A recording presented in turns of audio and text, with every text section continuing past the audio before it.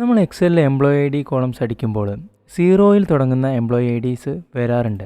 അപ്പോൾ നമ്മളത് ടൈപ്പ് ചെയ്യുമ്പോൾ എങ്ങനെയാണ് അത് റിഫ്ലക്റ്റ് ആവുന്നതെന്ന് നോക്കാം. അപ്പം 0102 എന്നൊരു എംപ്ലോയി ഐ ഡി ആണ് വിചാരിക്കുക. ഞാനിത് അടിച്ചിട്ട് എൻ്റർ അടിക്കുമ്പോൾ ഇതിൻ്റെ മുന്നിലുള്ള സീറോ നമുക്ക് അവൈലബിൾ ആയിട്ട് കാണില്ല.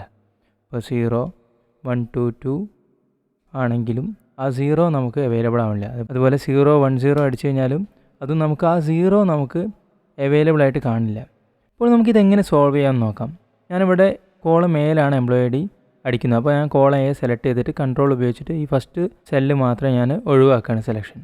എന്നിട്ട് ഇവിടെ ഹോം ടാബിൽ നമ്പർ എന്ന ഭാഗത്ത് ഇവിടെ ലോഞ്ച് ബട്ടൺ ക്ലിക്ക് ചെയ്യാം. അതിലിവിടെ കസ്റ്റം എന്ന് കാണാം. ടൈപ്പ് എന്നുള്ളത് ജനറൽ മാറ്റിയിട്ട് നമുക്ക് വേണ്ട രീതിയിലാക്കാം. അതായത് 0000 40 എന്നുള്ള രീതിയിൽ.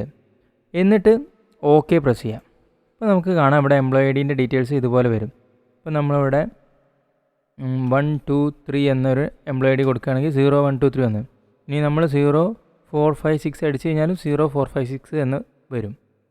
അപ്പോൾ നിങ്ങൾക്ക് ഇങ്ങനെ എളുപ്പത്തിൽ ലീഡിങ് സീറോസ് ഉള്ളത് എക്സലിൽ അടിക്കാൻ വേണ്ടി സാധിക്കും. അപ്പോൾ ഈ ഒരു ട്രിക്ക് നിങ്ങൾക്ക് ഇഷ്ടപ്പെട്ടിട്ടുണ്ടെങ്കിൽ തീർച്ചയായിട്ടും ഈ വീഡിയോ ഒന്ന് ലൈക്ക് ചെയ്യുക, ചാനലൊന്ന് സബ്സ്ക്രൈബ് ചെയ്തേക്കണേ.